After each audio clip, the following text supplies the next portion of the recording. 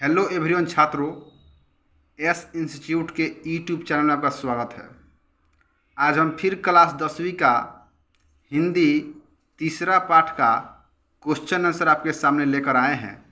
तो इस वीडियो में बने रहिए और अपने दोस्तों के पास शेयर कर दीजिए ताकि वो भी इस वीडियो को देखें और क्वेश्चन आंसर याद कर लें। आपके परीक्षा से बहुत महत्वपूर्ण क्वेश्चन है। तो आइए, यही चैप्टर का नाम है भारत से हम क्या सीखे। भारत से हम क्या सीखे, जिसके लेखक हैं मैक्स मुलर। आपके परीक्षा में पूछ सकता है कि मैक्स मुलर का जन्म कब हुआ था और कहाँ हुआ था। तो मैक्स मुलर का जन्म 6 दिसंबर 1823 को जर्मनी के डेसाउ नगर में हुआ था। तो याद कर लेंगे, आपके परीक्षा से बहुत महत्वपूर्ण है। तो आइए क्वेश्चन देखते हैं। आइए, यही तीसरा पाठ का क्वेश्चन है, जिसमें से 1 से लेके 15 तक क्वेश्चन है। तो इसी वीडियो में हम लोग अपलोड करते हैं। तो आइए, बने रहिए मेरे चैनल में और अपने दोस्तों के पास शेयर कर दीजिए। तो आइए, 1 नंबर क्वेश्चन कह रहा है, समस्त भूमंडल में सर्वविध संपदा और प्राकृतिक सौंदर्य से परिपूर्ण देश भारत है, लेखक ने ऐसा क्यों कहा है। तो इसका आंसर होगा, समस्त भूमंडल में भारत एक ऐसा देश है जहां अधिक विविधता के बावजूद भी वनस्पति, भूमंडल, पर्वत इत्यादि की परिपूर्णता है। इसलिए लेखक ने कहा है कि समस्त भूमंडल में सभी संपदाओं से परिपूर्ण देश भारत है, जहां प्राकृतिक सुंदरता भी पाई जाती है। चलिए, नेक्स्ट सवाल है 2 नंबर, जो कि बहुत इम्पोर्टेंट सवाल है, जो कि 2017 में पूछा है।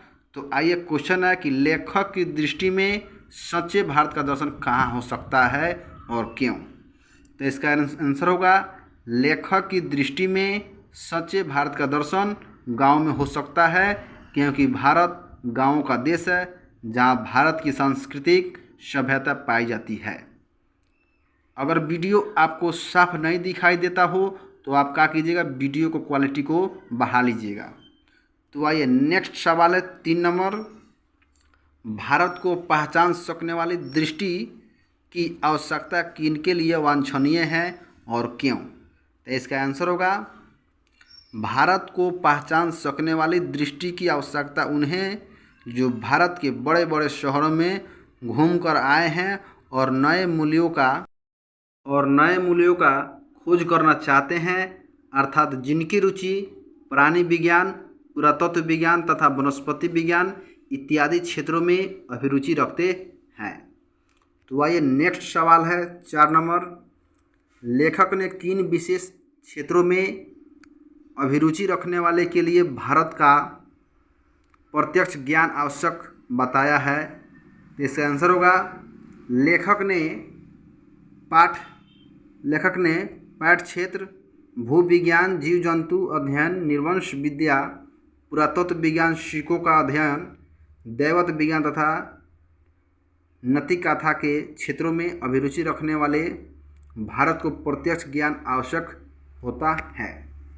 चलिए, नेक्स्ट सवाल है 5 नंबर, जो कि कह रहा है कि लेखक ने वारेन हेस्टिंग्स से संबंधित किस दुर्भाग्यपूर्ण दुर्घटना का हवाला दिया है और क्यों। तो इसका आंसर होगा, लेखक ने बताया है कि वारेन हेस्टिंग्स अंग्रेजी अधिकारी थे, जिन्हें भारत भेजा गया था।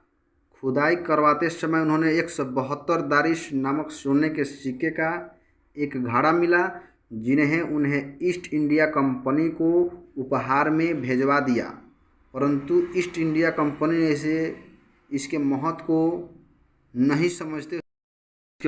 नहीं समझते हुए उससे गलवा दिया। इसी दुर्भाग्यपूर्ण घटना का हवाला लेखक ने दिया है और बताया है कि हमें ऐसी गलती नहीं करनी चाहिए।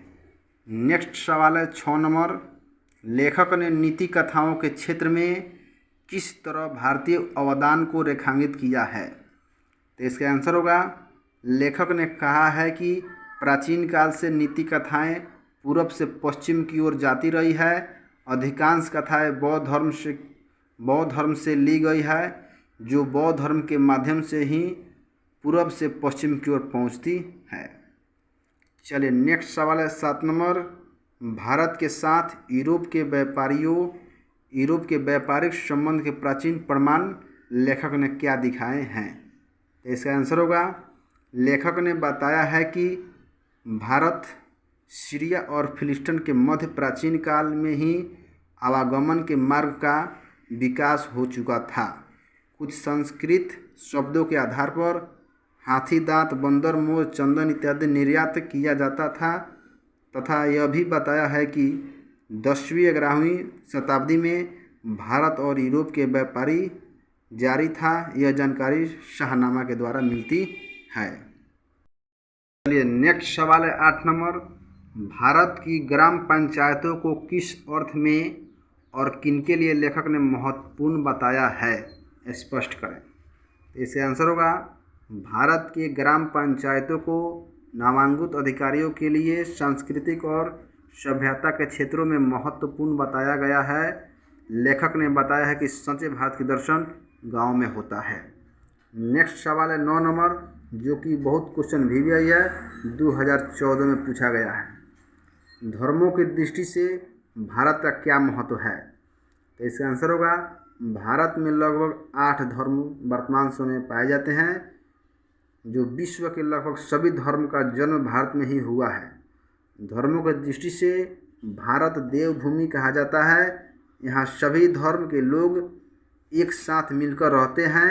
यहाँ विविधता होते हुए भी सभी में एकता है। यहाँ से ही बौद्ध धर्म, जैन, यहूदी लोग अन्य देशों में धर्म प्रचार किया।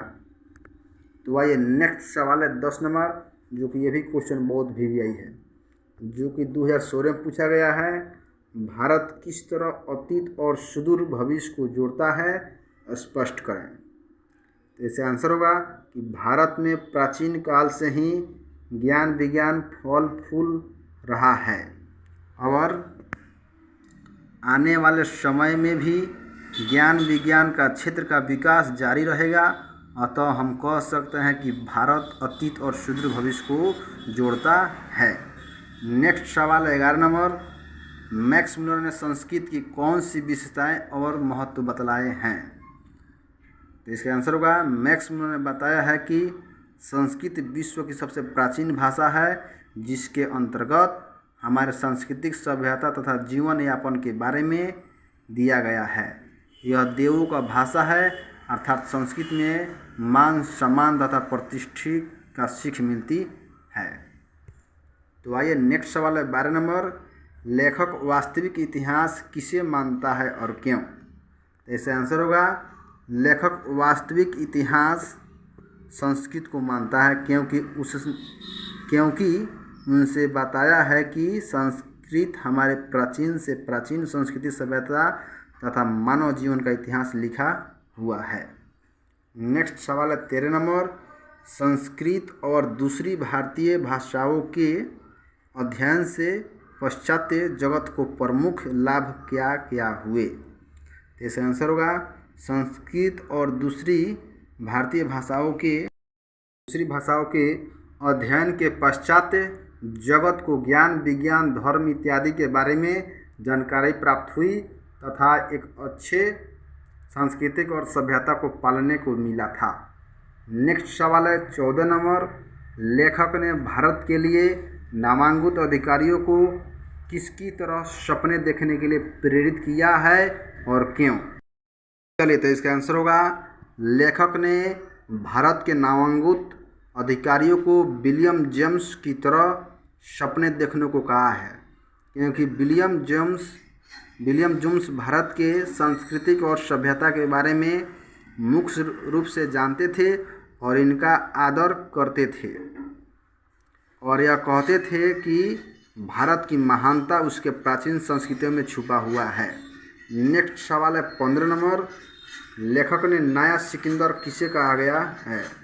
लेखक ने नया सिकंदर किसे कहा है? ऐसा कहना क्या उचित है? लेखक का अभिप्राय स्पष्ट कीजिए। इसका आंसर होगा लेखक ने नया सिकंदर नामांकित अधिकारियों को कहा है क्योंकि वे ही भारत के भविष्य है। लेखक का अभिप्राय यही है कि यह नए लोग ही आगे चलकर भारत के महानतम को प्रदर्शित करेंगे। तो मिलते हैं नेक्स्ट वीडियो में। इसके अगला चैप्टर होगा नाखून क्यों बढ़ते हैं, जिसके लेखक होंगे हजारी प्रसाद द्विवेदी। तो इस वीडियो को ज़्यादा से ज़्यादा शेयर करें और चैनल को सब्सक्राइब करें।